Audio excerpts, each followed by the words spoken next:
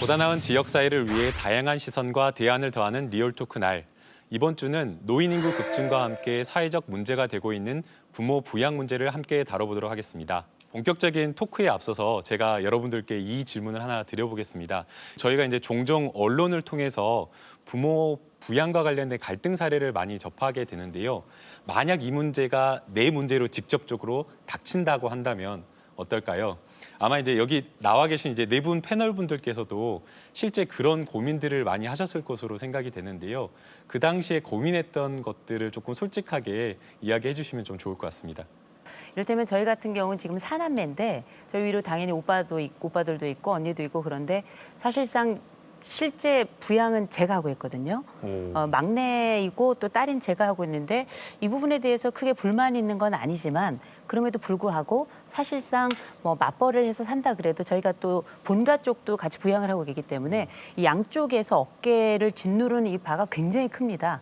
진짜 말로 어깨가 막 이지러질 것 같은 때가 또 있거든요. 근데 이런 부분에 대해서 형제들 간에 협의를 구한다는 것도 사실 그게 쉽지는 않고요. 그렇다고 해서 부모님 부양을 멈출 수도 없는 상황이고 그러니 계속 앞으로 가야 될 길이고 계속 짊어져야 될 짐인데 이런 부분에 대해서 사실 부양 부담이 없다고 이야기하면 그건 아마 거짓말일 거예요. 아니, 센터장이 네. 처음에 부모님을 모셔야겠다라고 결정하셨을 때는 어떤 마음으로 그렇게 모시게 된 건가요? 형제들도 있는데 사실 그러기가 또 쉽지가 않을 것 같아요. 그게 아니고 떠밀려서 제게 왔어요. 이게 부양을 제가 모시겠습니다. 이렇게 마음을 먹고 부양을 하는 경우도 있지만 이 부양이라고 하는 게 어쨌든 경제적인 부분이나 마음 씀씀이 문제나 또 전반적으로 앞으로 더 세월이 흘러가지고 저도 이제 노인이 되잖아요. 그렇게 가게 되면 노노 부양을 해야 되는 상황이 오고 언제까지 경제력이 있는 건 아니기 때문에 이런 부분에 대한 걱정과 이 염려가 되는 그림들이 이제 그려지는 거죠. 저 같은 경우를 보면 저 개인이 그런 갈등의 당사자라고 했다라고 하면 굉장히 섭섭할 것 같아요. 그런 갈등의 요인들을 일으킨다라고 하면 굉장히 섭섭하고 서운할 것 같은데 근데 또 한편에 보면 어머님이 아직까지는 건강하게 사시니까 별 문제가 없지만 건강하지 않았을 때의 그 갈등이 어떻게 될 것인가 우리 가족 간에도 그런 오해가 있을 수 있지 않겠냐 그런 차원에서는 제가 상당 부분을 부담해야 되지 않겠냐라는 그런 부담은 제가 대상이 되는 측면에서는 굉장히 서운하고 섭섭하고 할 것 같고 또 내가 부모님을 모시는 입장에서 보면 조금은 부담이 되는 그런 상황이지 않겠는가라는 생각이 듭니다. 유면재 사무처장님께서는 아직은 닥친 문제는 아니지만 그래도 준비는 하고 마음으로 고민을 하고 계신 것 같은데 교수님은 이미 지금 부모 부양을 하고 계실 것 같은데 어떤가요? 예, 그렇습니다. 제가 사남매 중 장남입니다. 저희 아파트 앞동에 저 어머님이 살고 계시고 저희 아파트에서 5분 정도 거리에 요양원에 파킨슨병을 앓고 계신 아버님이 살고 계십니다. 아버님의 경우에는 거의 이제 파킨슨병이 10년 넘게 앓고 계시고 그러한 이제 와상 상태의 아버님을 집에서 모시는 그러한 문제로 접어든다면은 이 문제가 보통 문제가 아닐 것 같습니다. 그래서 그러한 문제로 인해서 형제 간의 갈등도 발생할 소지가 있지 않느냐. 그래서 그러한 문제를 이제 여러 가지로 돌봐주는 우리 이제 집사람한테 항상 감사를 하고 있는 입장입니다. 이 방송을 통해서. 그래서 이 부모님의 부양 문제는 바로 제 문제와 맞닿아 있습니다. 사실 저는 오늘 세 분의 패널 분들과는 좀 다른 시각에서 얘기를 할 수밖에 없는 상황인 것 같습니다. 저는 아직은 양가 부모님, 특히 시아버님이나 저희 친정아버지께서 다 경제활동을 하고 계셔서 아직 뭐 부양의 문제가 현실적으로 다가오지는 않는데 아까 정 교수님께서는 부모님과 앞동, 뒷동으로 사신다고 이제 그 부양의 관점에서 말씀하셨는데 저는 반대로 이제 저의 양육을 보조해 주실 관점에서 앞동, 뒷동에서 사는 좀 전혀 다른 상황이긴 합니다. 그런데 시할머님께서 편찮으시니까 또 이제 아버님 세대에서 어떻게 하는지를 보면서도 부양에 대해서 고민을 하게 되더라고요. 그래서 언젠가는 제게도 또 다가올 문제이고 해서 오늘 이 시간을 또 소중히 하면서 배워보도록 하겠습니다. 그래서 솔직하게 네. 모시겠습니까? 안 모시겠습니까? 저는 근데 사실 제 아이를 키워주시는 부분이 이제 자연스럽게 연결이 되기 때문에 네. 그러다 보면은 우리 이제 이 센터장님처럼 그렇게 이제 될 수도 있다고 생각하고 또 저는 장녀고 또 밑에 이제 남동생 한 명만 있는 이제 요즘 가족 그 2명 자녀 그거밖에 안 되기 때문에 돌볼 수도 있고 모실 수도 있다고 생각합니다. 예. 상담 사례를 많이 접하시니까 실제 뭐 갈등, 정말 생생한 갈등 사례 이런 거 많이 볼 것 같은데요. 구체적인 좀 사례를 조금 시청자들께 소개를 좀 해주시면 좋을 것 같다는 생각이 드는데요. 저희 현장에는 진짜 어떨 때는 막 너무 신경질이 나고요. 어떨 때는 막 너무 안타깝고 같이 부여잡고 우는 사례도 굉장히 많은데요. 제가 정말 화가 났던 사례 중에 하나는 마음 같아서는 실명을 막 거론하고 싶어요. 근데 그럴 수는 없는데요. 형제가 7 있어요. 아이가 7 있는데 그런데 이 자식이 7이고 남편은 먼저 20년 전에 가셨기 때문에 어머니 혼자 살고 계셨어요. 근데 이 어머니를 아무도 모시려고 하지 않는 거예요. 7 형제 중 1명도요? 아무도. 그러니까 어떻게 했냐면 형제들끼리 모여가지고 그러면 너나 할 거 없이 한 달씩 모시자 했는데 어떤 놈은 한 달 되기도 전에 엄마 짐을 둘째네 집에 갖다 놓고 어떤 놈은 한 달 되기도 전에 오히려 순서를 헷갈려가지고 셋째네 집에 가야 되는데 넷째네 집에 엄마를 갖다 놓고 이런 식으로 엄마를 돌리는 겁니다. 이 엄마 입장에서 한번 생각을 해보세요. 그리고 결국은 이분이 저희 센터로 왔어요. 들어오시자마자부터 저를 붙잡고 막 펑펑 우시는 거예요. 펑펑 우시면서 내가 새끼가 7인데 갈 데가 없어요. 나 갈 데 좀 알려주세요. 이렇게 우시는 거예요. 제가 자식이 7인데 갈 데가 없으세요, 어머니? 그랬더니 그분이 저한테 전 자식들한테 못 가요. 자식들이 저를 다 싫어해요. 이렇게 얘기를 하시는 거예요. 그분이 앉아가지고 1시간을 넘게 우셨는데요. 같이 안 울 수가 없어요. 너무 서럽게 우시니까. 지금도 막 가슴이 막 저릿저릿한 데다가 화가 머리끝까지 나는데 자식 키워서 뭐하나. 물론 자식들이 그렇게 할 때에는 부모의 잘못도 일부 있다고 볼 수 있겠죠. 그러나 그럼에도 불구하고 자식이 7이면 그중에 한 놈은 그래도 부모를 좀 끌어안아야 되지 않겠나. 그러니까 저는 지금도 그 생각하면 정말 화가 많이 나는데 이런 사례만 있는 게 아니에요. 부모를 부양하지 않으려고 가진 애를 쓰는 경우는 아주 차고 넘친다고 보셔야 될 것 같고요. 그런 사례를 보면 어떨 때는 답답하기도 하지만 어떨 때는 지금 노년 세대들은 어떤 생각을 가지고 있을까. 자식들이 여유가 있으면 또 부양 의무를 약간 져야 되고 또 국가나 사회에서도 도와줘야만이 되죠. 예. 그렇지 않겠어요? 전적으로 자식들 여유가 없는데 그 부양 의무를 짊어지게 하는 것은 그것은 모순이고 예. 또 본인한테도 책임이 있죠. 예. 사회가 또 변하고 있으니까 자기 스스로가 있어요. 자기가 뭐 알았어요. 자식이고 사회고 어떻게 책임집니까? 개인 모시기를. 내 그전에는 저도 한때는 자식들이 부모를 이제 모셔야 한다 그렇게 생각했는데 요즘은 조금 사고가 바뀌었습니다. 자식한테도 의지 않고 아따 짐을 주면 그러지요. 나 편한 대로 가서 있다가 이제 자식들 가끔 만나고 이런 건 있어야죠. 전혀 이렇게 두절돼 버리면 안 되고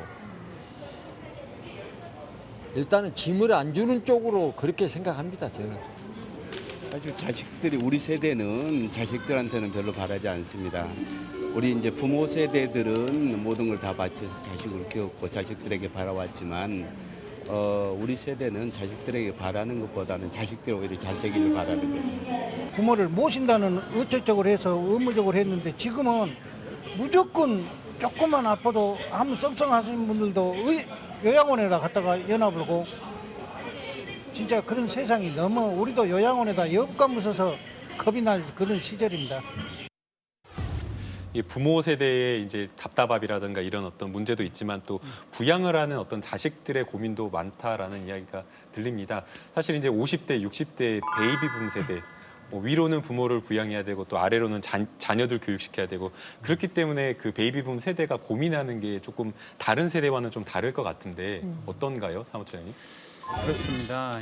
그 소위 말해서 베이비 부모 세대를 우리 생년월일로 따지면 1963년생부터 1955년생까지라고 이렇게 베이비 부모 세대라고 얘기를 하고 있는데 그 인구가 한 720만 명 정도 된다고 해요. 720만 명. 예, 지금 현재 베이비 부모 세대를 속칭 이렇게 이야기를 합니다. 대표적인 말로 부모를 부양하는 마지막 세대고 자식으로부터 버림받는 첫 세대다 그런 얘기가 있어요. 굉장히 슬픈 얘기죠. 그렇죠. 어떤 측면에서는 그런 차원에서 보면 근데 제가 그 마지막 세대에 해당이 되는데 그래서 저는 개인적으로 준비를 많이 해야 되겠다. 뭐 자식이 버림을 받는다 그런 차원이기보다도 어차피 지금 사회는 그 자녀로부터 부양을 받는다라고 하는 걸 기대하기가 사실 어려워요. 여러 가지 환경들이. 그래서 그런 차원에서 보면 내 본인 스스로 준비를 좀 많이 해야 되겠다. 이런 생각을 갖고 있습니다. 김혜미 변호사님, 사실 이게 법적 분쟁으로 비화된다라는 거 사실 상상하기가 어려운데 실제로 그런 경우가 많다고 그러죠? 네, 사실은 소송까지 가기 전에는 이제 우리 패널 분들께서 접하시는 사례가 훨씬 많겠죠. 근데 의외로 또 많은 사건이 소송으로도 가고 있습니다. 그래서 부양료를 주라는 부양료 청구 소송 같은 경우에는 2006년에 152건이 접수가 됐는데 10년 만에 2016년에 270건으로 2배 가까이 증가했습니다. 그리고 2016년에 270건이라는 것은 같은 해에 주요 혈육 간의 소송이 2,584건이 접수가 됐기 때문에 그중에 270건이어서 한 10%가 넘는 비중이 부양료 청구 소송으로 이루어지고 있다고 하겠습니다. 실제 저도 소송을 해보면 부양료 청구 소송이 의외로 자주 들어오는 편이고 또 그런 상담도 종종 하고 있습니다. 그럼 실제 소송 들어가면 판결이나 이런 것들은 어떤 식으로 결론이 나게 되나요? 실제 재판을 해보면 부양을 받겠다고 부양료를 청구하는 쪽에 자력을 좀 많이 보시는 편입니다. 그러니까 부모님이 그 명의로 된 재산이 있거나 또는 매달 정기적인 수입이 있거나 연금을 어느 정도 받으신다라고 하면 자녀들에게 법적으로 부양료를 주는 것까지는 잘 나오진 않고요. 근데 그런 게 아니고 또 반대로 자녀들이 경제적으로 궁핍하지 않다. 이 두 조건이 어느 정도 맞물리면 도의적으로 약간 권하면서 부양료 지급을 명하고 있는 추세입니다. 지금까지 저희가 이제 부모 부양 현실을 조금 진단을 해봤는데요. 이제부터는 좀 본격적으로 부모를 누가 부양을 해야 되는지, 어디에서 부양을 해야 되는지, 그리고 정말 이제 중요한 문제인 비용은 또 어떻게 할 것인지 시청자 여러분들이 아마 한 번쯤은 고민해봤을 그런 사안에 대해서 조금 더 구체적으로 좀 논의를 이어가도록 하겠습니다. 여기 나와 계신 그 네 분 패널분들께 제가 조금 질문을 드려보겠습니다. 보기가 있는 질문인데요. 부모를 누가 부양을 해야 되는지. 1번, 부모 스스로 부양을 해야 된다. 1번이고요. 그다음에 2번은 아니다. 자녀가 부담을 해야 된다라는 것이고요. 그다음에 이제 세 번째는 자녀도 아니고 본인도 아니고 사회가 부양을 해야 된다. 어떤 그 선택을 하시겠습니까? 예. 손을 들어야 되나요? 손을 한번 들어볼까요? 3번부터 가볼까요? 왠지 3번 혹시 손 들어보시면. 혹시 하나를 선택해야 되는가요? 예, 하나로 선택을 하시면. 저는 1, 2, 3번 다 1, 2, 3번. 해야 된다고 그렇게 생각합니다. 답이 독수일 것 같은데요. 예. 그러면 기타로 해서 4번을 제가 넣겠습니다. 네, 4번. 4번. 저는 4번 하겠습니다. 저는 뭐 세 개 중에 하나를 골라야 한다면 저는 3번 사회가 하고 부담을 싶어요. 해야 된다. 예. 그 이유를 한번 센터장님 먼저 들어볼 수 있을까요? 예. 그러니까 우리가 이게 참 어떻게 보면 그 세상이 변하고 있다는 생각이 정말 많이 들어요. 옛날에 1998년만 해도 가족에게 부양 의무가 있다는 게 89.9%였거든요. 그런데 이게 세상이 달라지면서 최근에 우리가 그 사회 통계 관련된 걸 보면 놀랍게도 이 퍼센티지가 현저하게 줄어들어서 이제 간신히 50% 턱걸이를 하고 있고요. 오히려 사회가 책임져야 된다는 부분들이 굉장히 올라가고 있거든요. 그런데 이거는 제가 볼 때는 불가피한 그 과정이 아닌가 싶은 생각이 들어요. 부모님들의 부양도 사실 이젠 자식들에게만 있는 것이 아니라 부모님 스스로도 노후를 준비하셔야 됩니다. 이런 이야기들이 나오면서 연금의 중요성이 굉장히 많이 강조가 됐었잖아요. 그런데 막상 지금 뭐 베이비붐 세대들도 그러하고 지금의 노년 세대들, 우리 아버님, 어머님 세대들도 그러하지만 연금 부을 돈이 없어요. 아이들 키우고 특별히 애들 대학까지 보내고 시집장가 보내고 나면 대출을 낀 상태에서 노후를 시작하거든요. 사실상 스스로 노후를 준비할 만한 여력이 없었고 그러면 자식들은 그럼 이게 그 어르신들을 모시는 것, 부모님들을 부양하는 게 가능한가? 지금 취업이 거의 최악의 상태이고요. 더군다나 이 취업과 관련해서 본인들의 뭐 결혼이라든지 여러 가지 우리가 흔히 N포 세대들이 가지고 있는 특성들을 고스란히 다 온갖 총격을 다 맡고 있는 게 지금 젊은 세대들이라서 이 세대들이 부모들을 과연 부양할 수 있는가? 이도 굉장히 어려운 상황인데 대신에 그러면 사회가 전적으로 책임져야 되는가? 이건 아니지만 사회가 책임지는 방향으로 가야 된다는 거예요. 노인이 사회 전반에 지금 20%가 넘는 그 초고령 사회를 향해서 가고 있잖아요. 이 얘기는 이미 노년에 관련된 이야기는 가정이나 한 개인의 이야기가 아니라 사회 이슈가 된 겁니다. 그렇다면 이 사회 이슈에 관련된 건 사회가 책임지는 게 맞는 거예요. 사회 책임 비율이 점점 많아지는 게 맞는 겁니다. 그런 의미에서 저는 굳이 세 개 중에 하나를 골라야 된다면 이거는 사회가 상당 부분 좀 책임을 지는 방향으로 가야 되지 않겠나라는 입장인 거죠. 센터장님께서 강력하게 정말 이 문제는 개인이 풀 수 있는 문제가 아니고 사회적 문제이기 때문에 결국에는 사회가 책임을 지는 방향으로 가야 된다 이렇게 말씀해 주셨는데 아까 교수님께서는 1, 2, 3번 본인과 자녀와 사회가 같이 책임져야 된다 그렇게 말씀하셨는데 그 이유 한번 들어볼 수 있을까요? 네, 국가와 사회가 이러한 노후 보장, 그러니까 연금이라든가 의료라든가 그다음에 장기 요양이라든가 이러한 부분에 책임을 전제적으로 전다는 것은 맞습니다. 그렇지만 이제 우리가 모든 것을 국가 사회로 미루면 많은 이제 재정적인 문제뿐만 아니라 어떤 의미에서 보게 되면 이제 개인과 가족의 모랄 해저드가 생길 수가 있지 않느냐는 그런 생각이 듭니다. 그래서 그런 측면에서 보게 되면은 국가의 재정, 개인과 가족의 책임 적절히 그 병행을 해야 되지 않느냐는 측면에서 4번 기타로 제가 그 선택을 했습니다. 네, 또 다른 의견 있으신가요? 빈곤 노인과 건강하지 않는 노인들에 대한 책임을 어떻게 할 것이냐.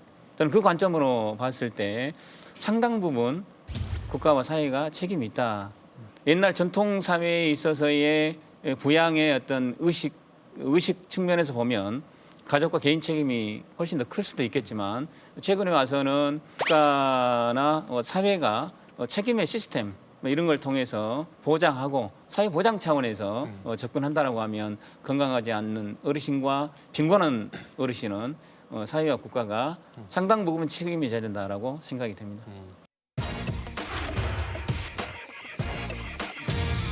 당연히 제가 부양을 해드려야죠. 제가 어느 정도 할당 분양 부담하고 저희 형제도 부담하고. 그래도 아무래도 자식이 도리를 하는 게 맞다고 생각해요. 자식이 챙기는 게 도리인 것 같아요. 네. 지금 상황에서 부모님께서 이제 저희 가르치시고 하시느라 노후 자금을 많이 마련하지 못하셨으니까. 아니 본인 스스로 해야 돼요. 누가 책임이 하나도 본인 스스로. 자식이 완전히 다 그렇게 하기에는 너무 벅차고 힘들어요, 사실. 자식도 자식이 있는데 그걸 또 키우고 또 해야 되니까. 일단 자식에게 1차적으로는 있을 수 있지만 자식이 다 부양하기 어려운 경우가 많아요.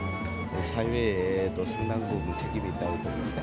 이제 앞으로는 국가가 책임을 져줘야 할 것 같아요.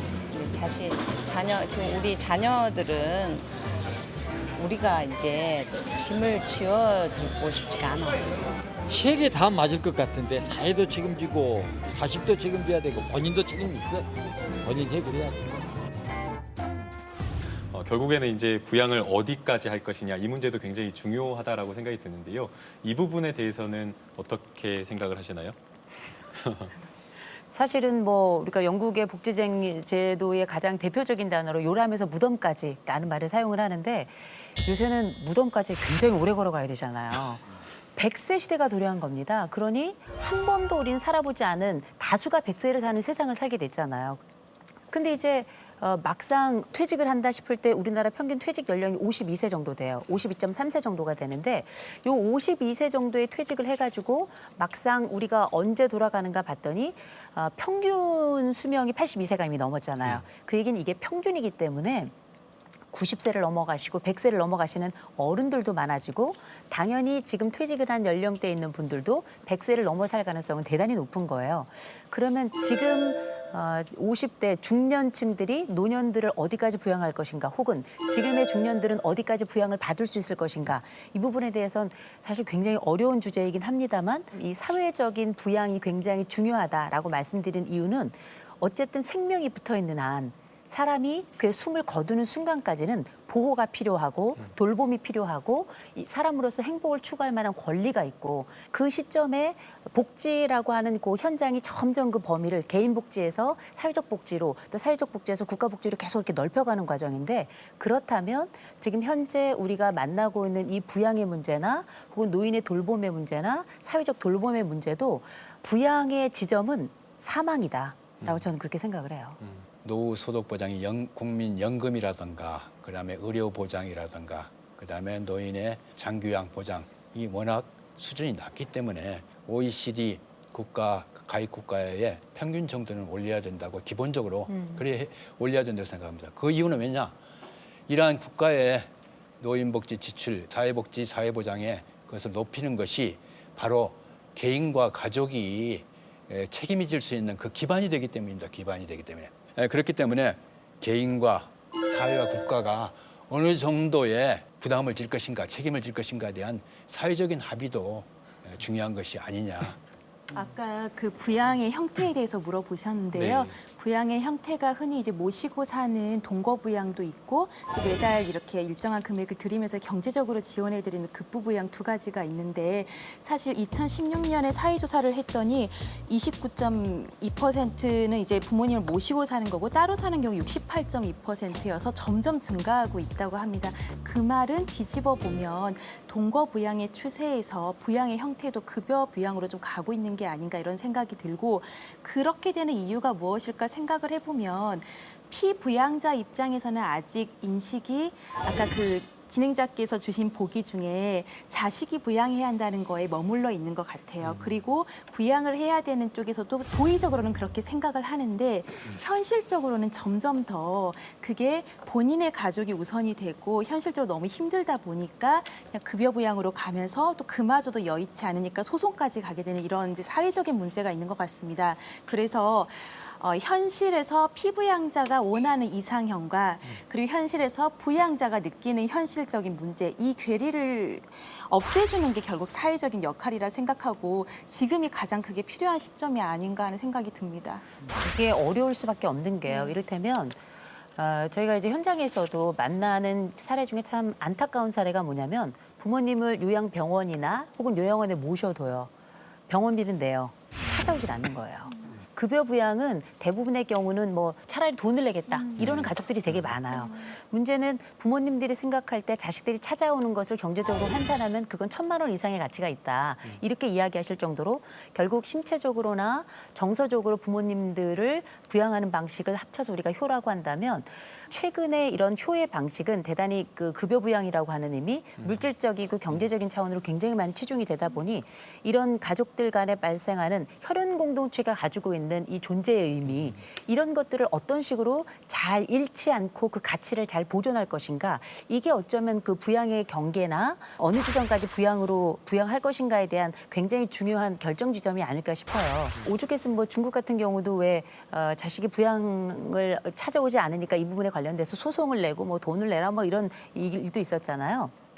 그게 남 얘기가 아닌 것이 실제 이것 때문에 뭐 불효자 방지법 이런 것들도 막 얘기가 되고 이 부분을 뭐 하느니 안 하느니 이런 얘기가 나와서 이게 안타깝긴 한데 그러니 무조건 사회가 다 하는 것은 아니지만 이 가족들이 가지고 있는 이런 부모님에 대한 그 정서 또 돌봄에 대한 원칙 이 문화적 가치를 계속 보존하고 잘 유지하도록 만드는 이제 정서적인 어떤 북돋움이랄까요? 이런 과정도 공동체가 함께 계속 그 지속해야 될 부분이라고 저는 봐요. 돈만 내고 찾아오지 않는다 뭐 이런 이야기 하니까 갑자기 이제 사회적 입원이라는 그 표현이 떠오르는데요.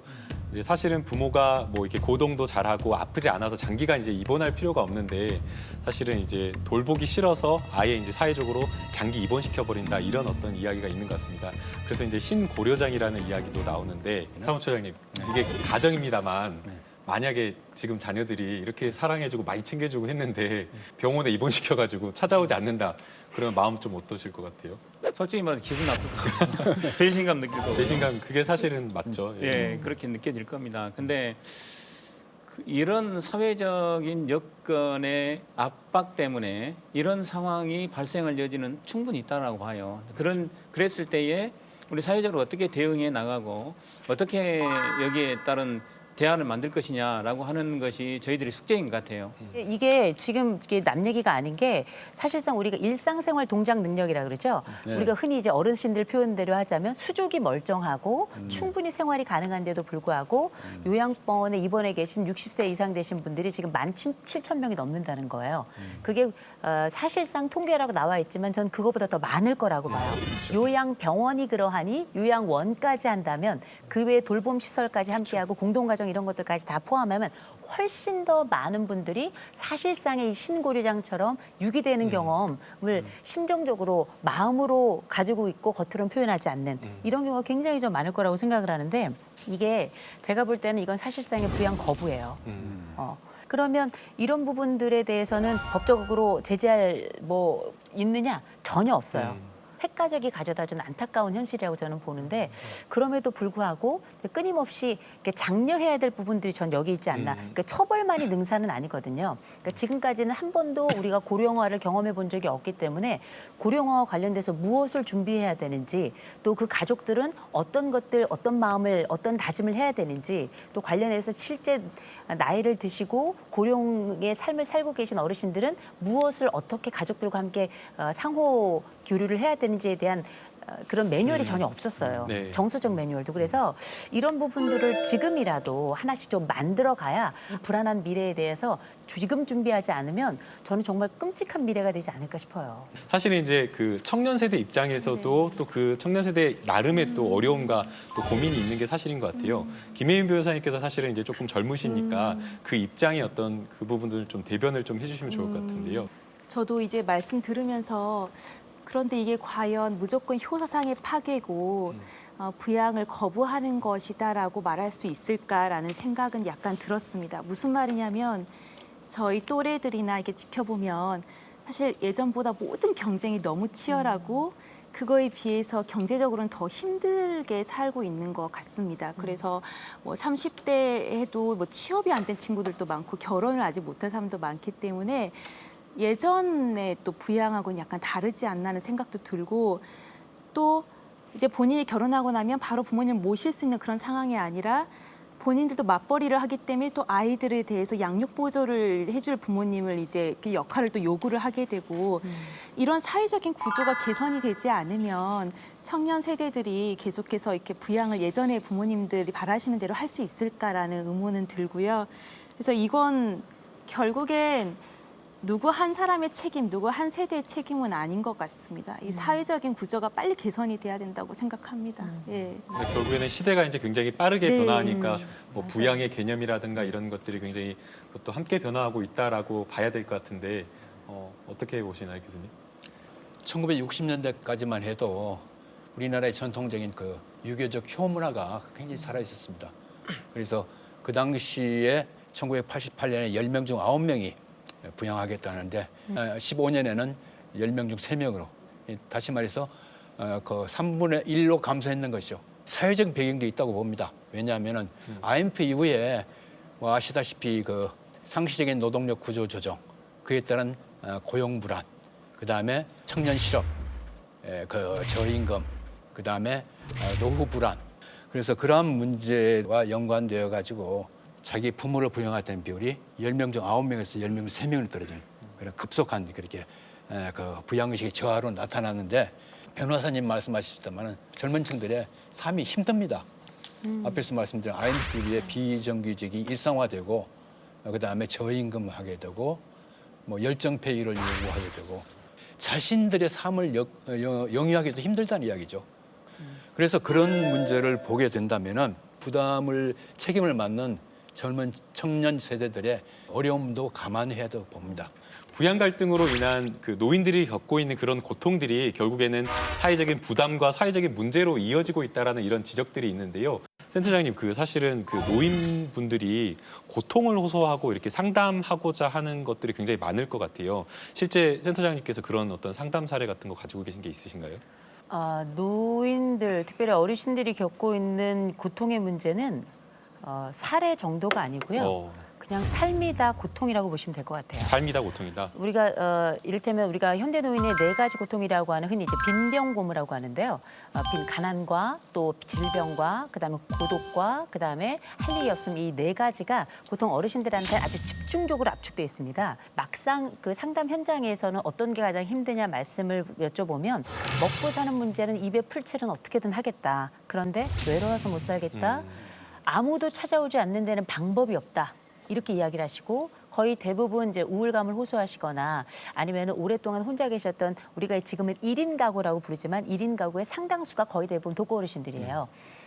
최근 뭐 청장년층들 중에 1인 가구가 많이 증가하긴 하지만 그 비율은 증가 추세일 뿐이지 상당 부분의 1인 가구의 거의 대부분은 혼자 계신 어르신들인데 이분들의 이 삶의 무료함이라는 건 이루 말로 할 수가 없는 겁니다. 그러니 자살률은 저절로 따라 올라갈 수밖에 없는 거고 우리가 아시다시피 실제 이런 사회 문제들이라는 건 한 사람이 잘못 살아서가 아니고요. 노인들의 문제가 빈곤율로 나타나고 자살률로 나타난다는 거는 한 개인이 잘못 사는 게 아니라 이 사회가 가지고 있는 구조적인 뭔가가 있다는 거예요.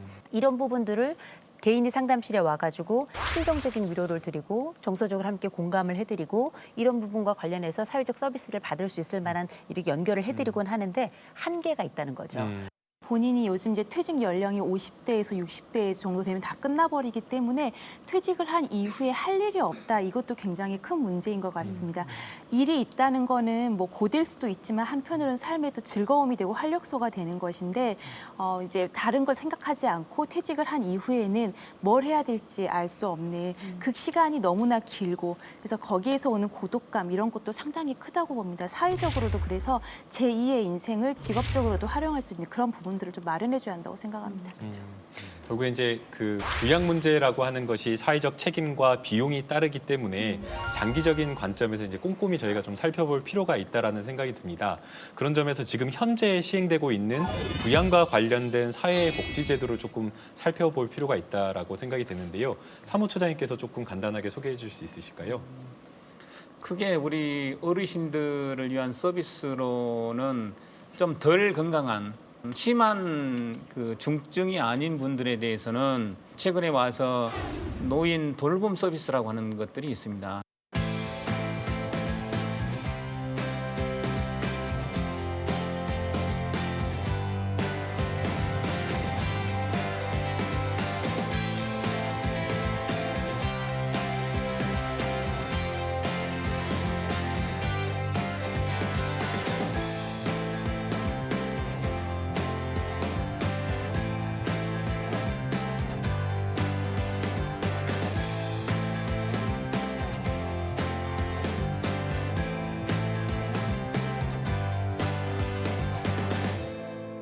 노인 장기 요양 보험이 도입되고 나서 시설 인프라가 너무 과잉이냐 아니냐 이런 것을 떠나서 어르신의 장기간 요양이 필요한 어르신에 대한 서비스는 요양원이 맡고 있다라고 이렇게 말씀드릴 수 있겠습니다. 사무처장님께서 조금 간단하게 설명을 해주셨는데 교수님 이걸로 충분한 걸까요? 예, 뭐 노후 보장의 그 핵심인 이제 연금 제도는 바로 이제 그 1988년부터 도입된 국민연금이 이제 이 보편적인 이제 연금 제도죠. 그런데 평균 65세 이상 노인 수급하는 이제 그 액수가 35만 원 정도입니다. 그런데 이제 그 안에서 이 노인들이 이제 병원비를 한 30만 원 쓴다고 하고 있습니다. 턱없이 부족하죠. 그러니까 턱없이 부족하죠. 이러한 사회보험을 넣을 수 없는 그러한 이제 노인 대상자를 위해서는 이제 바로 공공구조들에서 국민기초생활보장제도죠. 가가 기여금을 내지 않는 공공부수양제도. 그 다음에 이제 박근혜 정부가 들어서서 도입된 이제 기초연금 그죠? 20만 원에서 문재인 정부에서 5만 원 이제 이 상향시킨다고 하는데 이렇게 구성돼 있고. 이제 문재인 정부에서는 이제 국정과제의 하나로서 내 삶을 책임지는 국가. 뭐 말만 들어도 정말 기분이 좋아지는데요. 어떤 정책적인 어떤 변화가 기대가 되는 건가요? 앞에서 말씀드린 부양의무자 폐지균이라든 기초연금을 20만 원에서 이제 25만 원 올려서 좀 상향시키는 거. 그다음에 이제 일자리 확충해서 이제 소득주 성장하자.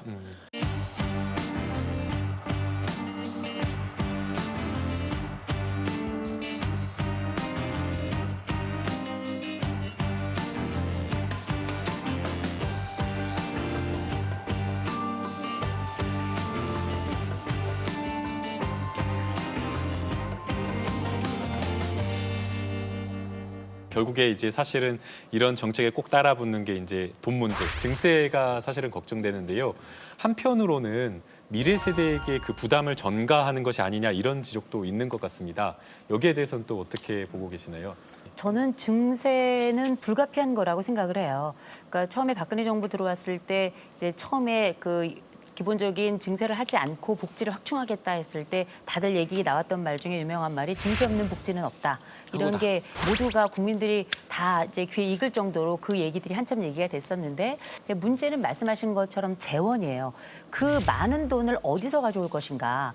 세법 개정안에 이런 것들을 어떻게 담아낼 것인가라고 하는 것으로 과정이 연결이 될 텐데 다음 주에 그런 과정에서 이 증세 문제가 본격적으로 논의가 되고 입장이 정리될 것이다.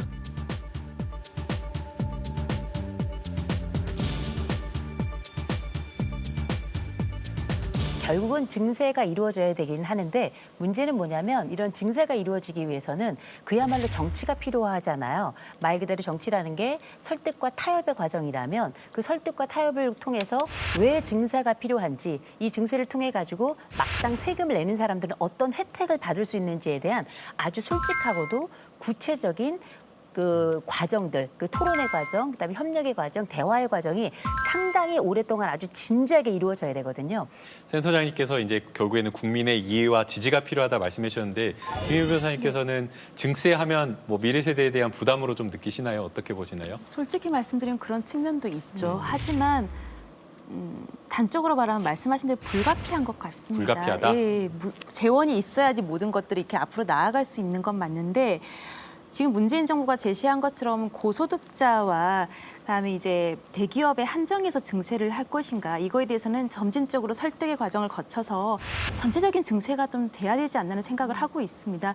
사실 고소득자 입장에서 만약에 생각을 해보면 40%에서 42%를 올린다라고 하면 그 사람들 입장에서는 사실 소득의 거의 절반을 세금으로 낸다고 생각을 하게 되거든요. 근데 언제까지 그 구간만 붙잡고 있을 수는 없으니까 전체적인 증세가 언젠가는 이루어져야 된다고 생각하고 그걸 꼭 미래 세대에 뭔가 뺏어온다 이런 개념이 아니라 2075년이면 노인 부양비, 즉 지금 생산 가능 인구 100명 중에 그중에 노인 인구가 차지하는 비율을 따져봤을 때 2015년 기준으로는 19.6명입니다. 네. 즉 100명의 인구가 19.6명의 노인을 부양하는 아이고. 즉 5명이 1명꼴로 이렇게 되어 있는데 이게 2075년에 가면 80.1명으로 늘어납니다. 그 말은 뭐냐면 거의 한 명당 한 명꼴로 이제 되는 거죠. 그러면 어떻게 보면 생산 가능 인구가 버는 거에서 세금 떼고 거의 대부분이 노인 부양하는 그런 꼴로 되기 때문에 이건 지금 세금을 많이 낸다는 거에만 이제 집중할 게 아니라 나도 언젠간 내 문제가 되는 문제여서 전체적인 증세는 합의가 필요하다고 생각합니다.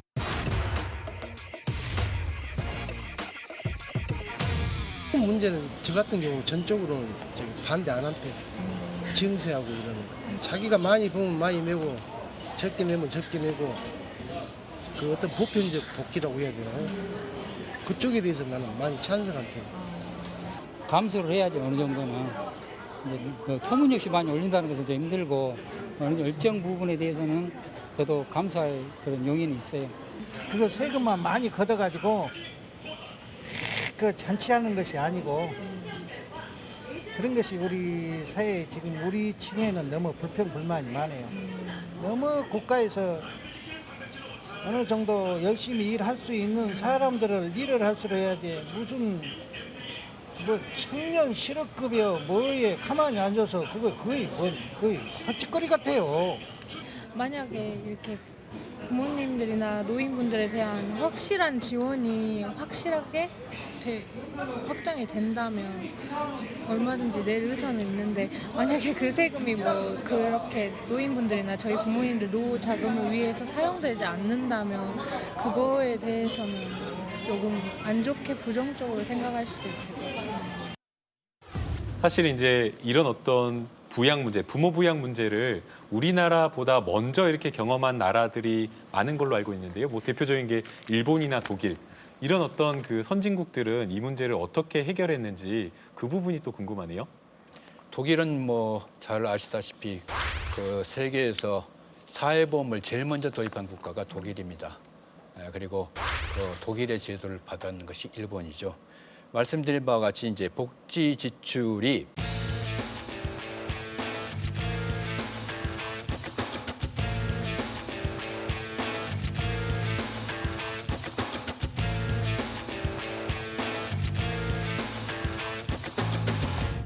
세계 최초로 사회보험을 도입한 독일의 경우는 이제 안정적으로 이러한 노후의 부양 문제에 대해서 이 대응을 하고 있는 것이죠. 독일 말씀하셔서 독일이 저는 좀 부럽더라고요. 어떤 점에서요? 면이 예. 그러냐면 예. 실제 독일의 어르신들 중에 70%는 가족들하고 같이 살고 있어요. 같이 살 수 있는 이유가 무엇이냐? 돈이 남아 돌아서가 아니고요. 그리고 효심이 더 풍성해서도 아니고 국가가 사실상 어느 정도냐면 정부가 그 가족에게 최대 약 700유로 그러니까 우리나라 돈 한 100만 원 정도 그 전후의 금액들을 정부가 전적으로 지원을 하고 있고요. 부양을 위해서 필요한 여러 도구들, 장비들, 예. 뭐 아니면 뭐 움직이는 침대, 뭐 이런 것들, 휠체어 이런 것들 다 제공이 지금 되고 있거든요. 이런 상황이고 또 요양원이나 요양병원에 들어간다 하더라도 실제 뭐 연금이라든지 아니면 간병보험이라든지 이런 시스템을 통해 가지고 사실상 가족들의 부양이 개인에게 너무 집중되지 않도록 하는 이런 시스템을 가지고 있기 때문에 구조가 부양을 도와주고 있어요. 그러니 이런 구조가 부양을 도와줄 때에는 이게 그냥 되는 건 국가가 갑자기 땅 판다고 돈이 나오는 게 아니거든요. 아무래도 세금도 걷고 그러니까 왜 유럽들은 돈을 벌면 그중에 상당수가 세금으로 나간다 이런 얘기 우리가 많이 네. 들었는데 대신에 이 사람들이 불만이 많지 않은 이유는 뭐냐면 그만큼 우리가 혜택을 받고 있다는 걸 눈으로 보기 때문이거든요. 이런 선순환의 관계들은 우리가 이렇게 계속 배워가고 또 익혀가야 될 부분이 아닌가 싶어요. 지금 앉아 있는 저 그리고 이제 시청하시는 시청자들이 본인의 어떤 노후를 위해서 뭔가 준비해야 된다라는 생각도 있습니다. 그래서 이제 저희들이 무엇인가를 해야 된다라는 생각이 드는데요. 노후 준비나 이런 것들을 위해서 무엇을 당장 준비해야 되는지 그 부분에 대해서 조금 간단하게 이야기 나누면 좋을 것 같습니다. 사회 구조가 이제는 노인의 비율이 훨씬 더 많아지는 구조로 가고 있잖아요. 그렇다면 사회가 어떤 사회가 그런 복지사회냐? 노인이 살 만한 사회가 모두가 살기 편안한 사회인 거거든요. 그래서 우리가 흔히 주택을 짓거나 그럴 때 유니버설 디자인이라는 걸 하는데 그거는 뭐 노인이 살아도 장애를 가지고 있는 분이 살아도 건강한 사람이 살아도 누가 살아도 편리한 그런 디자인을 우리가 유니버설 디자인이라고 하는데 노인이 편안하게 살 수 있는 사회 중심이 된다면 이거는 그야말로 유니버설 소사이어티 모두가 행복하게 살 수 있고 편안하게 살 수 있는 구조로 갈 수 있지 않을까 싶어서요. 사회 구조가 노년을 담아낼 수 있는 구조로 가는 것. 그게 제가 볼 때는 가장 큰 준비이자 가장 중대한 준비가 되지 않을까 싶어요. 앞에서 말씀드린 자신의 노후 준비, 그다음에 가족의 그런 협력, 국가의 그 전제 조건으로서 노후 보장 이것이 삼박자가 서로 맞아야 된다고 보고 있습니다. 저 같은 경우에는 이제 이 교직원 연금, 뭐 개인 연금, 그다음에 이제 그 아파트 같은 경우는 이제 저는 이제 주택 연금으로 활용할 생각입니다. 네. 모기지론이요? 그렇죠, 모기지론. 네. 그죠. 그리고 중요한 것이 아까 이제 센터장님도 말씀하셨다면 이러한 이제 고독과 소외 문제입니다.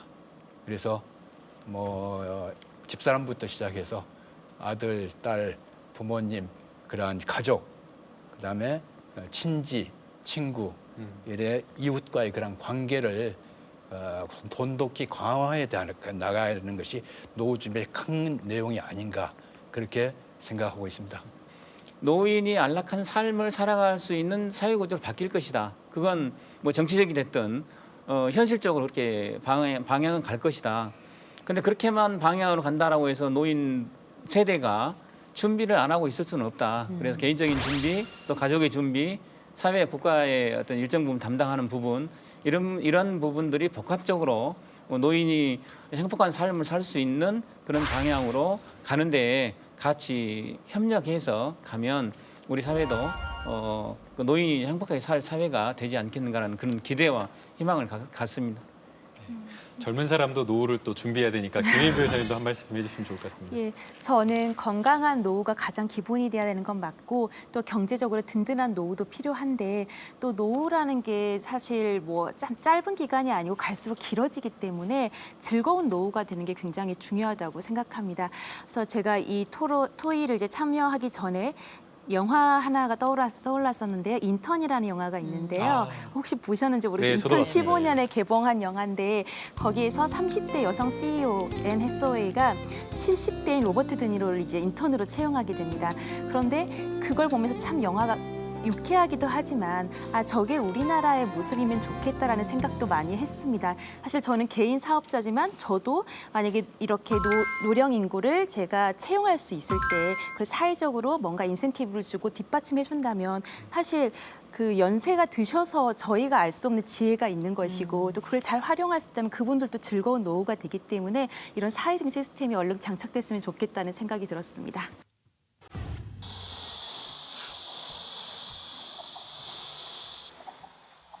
광산구 운남동에 위치한 이곳 1층에는 조금 특별한 북카페가 있습니다. 평균 나이 70대, 황혼의 노인들이 직접 바리스타가 되어 향긋한 커피를 제공하지요. 커피를 좋아해가지고 카페가 생긴다 그러더라고요. 그래서 관장님한테 이야기해가지고 나는 또 커피에 대해서 공부를 했고 또 커피 맛을 내고 싶어서 여러 사람들한테 맛있는 커피를 드리고 싶어서 신청을 했어요. 평범해 보이지만 건축과 공사까지 모두 어르신들의 힘으로 일궈낸 카페. 스스로 일할 수 있는 곳을 만들고 주인을 자처했습니다. 1층에 그 어르신들 휴게실이 있었는데요. 단순히 어르신들이 쉬는 공간이 아니라 어르신들이 새로운 생산하는 공간으로 만들자 해가지고 어르신들이 직접 돈을 십시일반 내서 리모델링 공사를 했지요. 그다음에 옆에 카페를 만들어가지고 어르신들이 바리스타 자격증을 따가지고 어르신들이 협동조합으로 카페 협동조합을 만든 겁니다. 조금 느리고 서툴지만 이곳에서 노인은 더 이상 자녀에게 불편한 부양의 대상이 아닌 경제활동의 당당한 주체입니다. 저 자신으로는 참 기쁘고 행복하고 뭐라고 말할 수 없죠. 노인으로서는 이제 여기 복지관에 와서 또 프로그램도 하고 또 여기 와서 근무도 하고 또 여러 사람을 상대해서 또 맛있는 커피도 제공할 수 있고 그러니까 저는 참 생활이 기뻐요. 우리 사회의 노인을 바라보는 관점의 변화가 어르신들이 결정하고 사회복지 행정이 그들을 지원하는 체제로 바꾼 거죠. 복지의 제공자라고만 생각했는데 더불어 나가는 그런 관행이 깨지는 겁니다.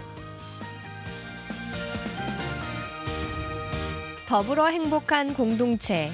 이곳에는 노인이 있습니다. 자식들한테 하고 싶은 말. 자식들한테 하고 싶은 거 가지고.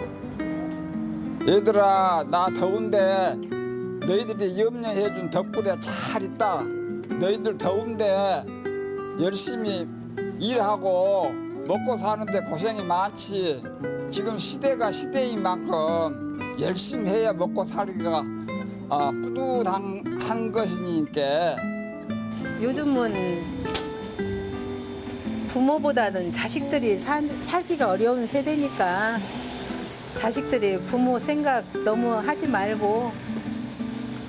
경기도 일산에 있는 그 큰아들한테 영상으로 한마디 날릴란디. 정호야, 이 더위에 온여름이라고 고생한다. 나도 요 날마다 복지관에 와서 에어컨 밑에서 잘 놀고 있다. 아버지 걱정하지 말고 너 안전운전 잘해라. 이상 김재철.